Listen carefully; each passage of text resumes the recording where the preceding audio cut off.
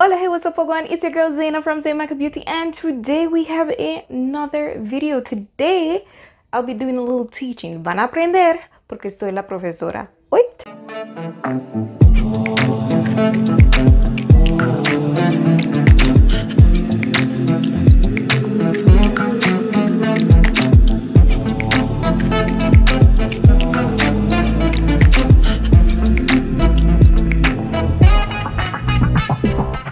So yes, before we get into anything, I am Zaina, you know, the head cook and bajo washer of this channel. And yes, if you're new here, welcome. If you're not so new, welcome back. Don't forget to like, subscribe, follow me on Instagram and on Twitter. I think that's it for introductions. Yeah, so what is today's video about? Well, y'all read the title, right? But just in case if you didn't read it, you know, you're one of those OGs who once I put up a video, you're like already there, pan your tiptoe and everything and all them things there. Yes, this video is about how to make your pictures look good. It's a question that I always get, you know, like how do you make your pictures always look good? You'll see some pictures here, you know, I don't post them a lot on my page for some reason, on my YouTube page for some reason, but I'm going to do you a solid and start posting them on all of those nice things and and you know, make the page nice and lively and ting. So if you guys haven't noticed, I've completely started over my Instagram. Well, my YouTube Instagram, I do have a personal Instagram, but I've completely started over that, and you know, I've changed up the aesthetics and everything and all of that jazz. And a question that I got a couple months ago, and it's a question that I've gotten, you know, a lot, maybe not recently because I really just started back taking content, started taking pictures and all of those stuff, but as I said a couple months ago, you know, is how do you look so good in pictures? How do you take your pictures, you know? How do you get some bomb looking pictures, you know? Let me see what other question. How do you take your own pictures? Because a lot of these pictures that I take are self-taken. So, you know, the answer is it's really simple, but it does involve a few things that you might want to consider, you know. But we're gonna get straight into it because we don't want to make this video too long, you know, because as I said, it's simple, so I'm gonna really need for chat much, you understand? But the first thing I wanted to say is, when taking your pictures, you have to have confidence. If you're not confident, it shows through your pictures. And that's just the honest truth. You know, if you're struggling with self-esteem, if you're struggling with, you know, loving yourself and things like that, there's gonna show through your pictures, and you're not gonna get those bomb looking pictures that you want. So as much as, you know, you can edit, as much as you can do everything else, confidence is one of the biggest things when it comes to taking pictures, videos too. Whatever it may be in the creative field takes a lot of confidence.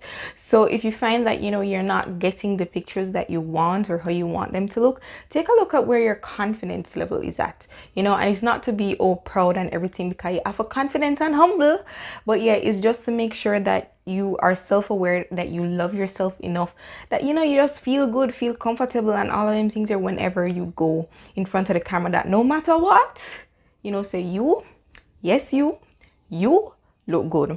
You understand? So the next thing I want to talk about are your aesthetics. Like, how do you want your picture to look, you know? And depending on how you want your picture to look, when you have that vision, it kind of makes it more easier for you to take your pictures. If you're just going out there sometimes to take pictures, it may be a little bit harder, you know, because you don't know what you have in mind, you know. Is it that you're going out there, maybe you're a tourist and, you know, you want to get shots that show where you are? The thing is, you want to probably focus more on the things behind you. Well, not the things behind you, but your environment more than yourself. So yes, you might do like a little one pose like this, but keeping the focus on what is behind you, if you get what I'm trying to say. So figuring out what your purpose is for taking your pictures is a huge, you know, factor. It helps a lot in you know, knowing exactly what to do, how to pose, how to do, if you want to do candids, you know, maybe you want some candid pictures or pseudo candid pictures. I do a lot of pseudo candids because I find they come off way better than if I do pose pictures. But yes, so how do you want your pictures to look? And that also comes off with your confidence as well, because if you know how you want your pictures to look, you're going in mind, okay, this is how I want my pictures to look. So guess what, this is the look that I'm going for. You know, I'm going for boss lady look, I'm going for the nice, you know, cute girl look, all of them things there. You know, how do you want your pictures to look? So that's another thing you want to consider. Now, the next thing, your environment, and this kind of links back to how do you want your pictures to look. So your environment. So what is the vibe you're going for? Is it a natural looking chick, you know, earthy kind of thing? Is it a brunch vibe? All of them things there. And when you consider all of those things, your outfit comes into play, your makeup comes into play if you wear makeup, all of these things, you know. And it's not to say that you can't take pictures like one off, even if you're not well to put together and your background is not the best, but it helps when, you know, you have your environment in mind. Are you going to use things from your environment as props? That's quite important, because having props from your environment, you know, say for example, you go for brunch, you have a mimosa in hand. Having something like that takes away from you just not knowing how to pose, because some people really and genuinely are not sure what to do, how to pose and things like that, and that's okay. So what do? Props. So you go to brunch, I'm just using an example, you go to brunch, you're around the table, bust a smile and hold that mimosa bottle. That right there, winner. So if you have props, use them to the best of your ability. Don't have your hand empty and they're trying to figure out where your hand should go and all of that jazz. Use your environment, use the things in your environment, use the tree use the tree, you know, use whatever it is in your environment to help you get that killer shot. You understand? I do that a lot. You know, I try to use my environment as much as it's possible, especially when I'm not sure what pose to do. My environment and props, yep, those work. So know your angles. How do you know your angles? Means that you have to, you know, look in the mirror and practice poses. And I do this a lot. It's kind of weird maybe, but I find that, you know, some poses can be executed better by some and all of them things there. So you see a picture, you know, I tend to download a lot of inspo pictures, you know, poses I want to do and all of them things there. And, you know, I tend to practice them, not all the time, but, you know, if I know I'm going somewhere and I'm wearing a certain outfit, I'm like, okay, I'm gonna try practicing this pose where my leg is out and all of them things. And if I find that it can't work in the mirror, I just scrap it. But knowing your angles, knowing poses beforehand, practicing these poses does help in you actually getting that killer shot. So yes, it's weird, but it works. Sí, estar aprendiendo. Entonces, vamos a continuar. Finally, some other helpful tips are to have some tools and some apps. So we've talked about confidence, we've talked about your environment, we've talked about knowing your angles and, you know, practicing poses so when you're actually in the situation you know what to do.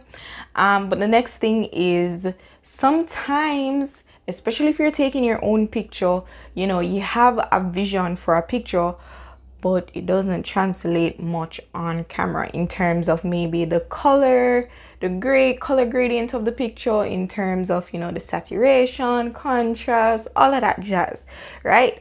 So what do?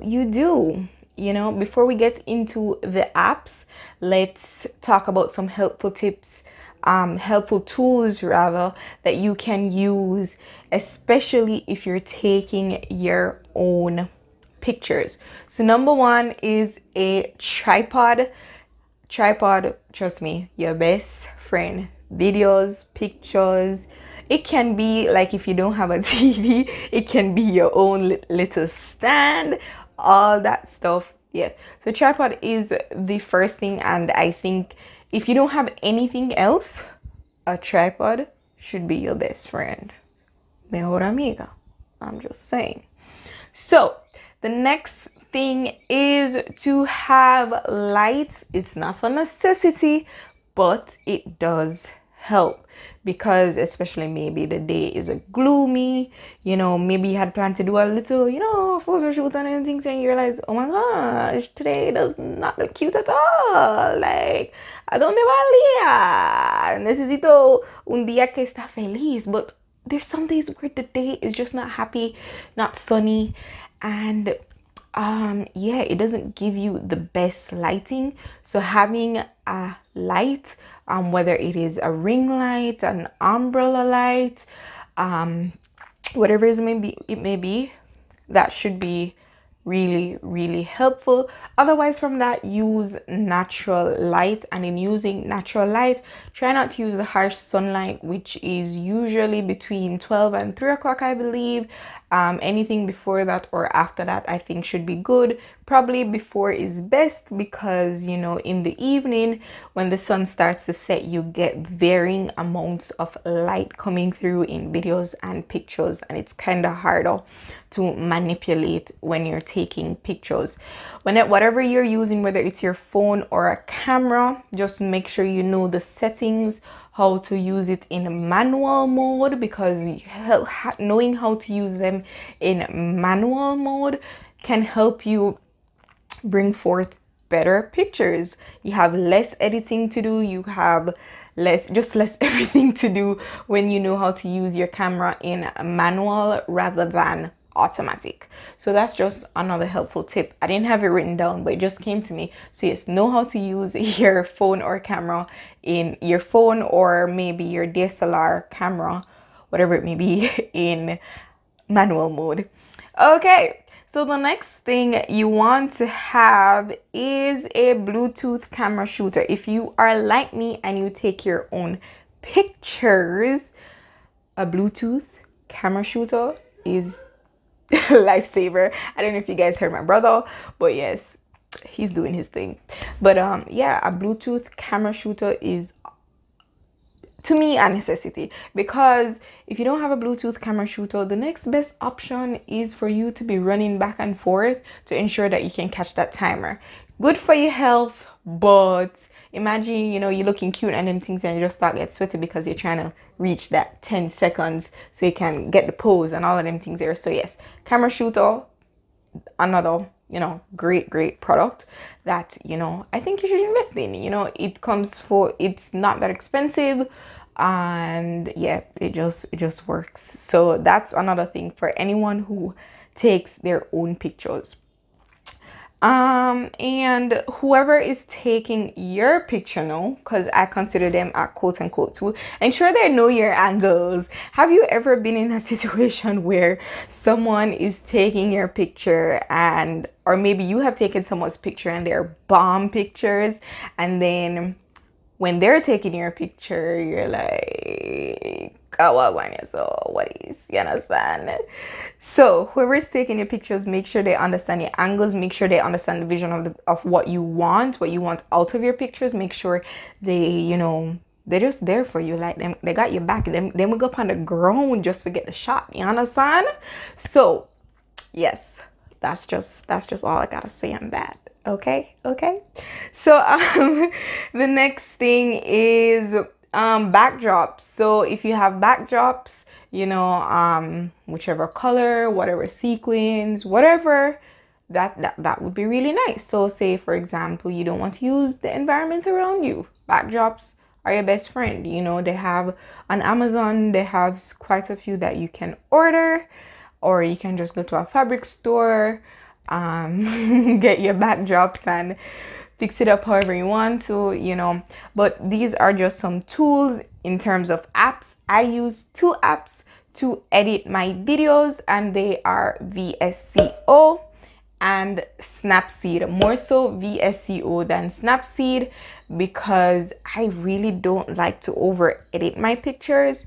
So yeah, I just mostly use the filters in VSCO, you know, turn up the brightness, turn down the brightness, turn up the contrast, turn down the contrast. I like to use the clarity as well. I like to turn up the clarity a little bit. Yeah, so yeah, those are the two apps that I use. If you want to go further and want to be like a catfish, you can download Facetune and all of that jazz, but I'm not into that. I just use VSCO and I use Snapseed. I think that's it, guys. You know, it's not hard taking pictures, or rather it shouldn't be hard. Just have fun, you know, be confident. At the end of the day, you want to just have fun taking pictures. You don't want to be a task, it's to be a task. And I hope these tips and tricks help. At the end of the day, I think the most important thing you should take away is confidence. You are it, and you're gonna show it in the pictures. That's what you're gonna do. So anyways, guys, thanks for watching. Don't forget to like and subscribe. Follow me on Instagram and on Twitter. And if nobody yet never tell you, no, I love you, no.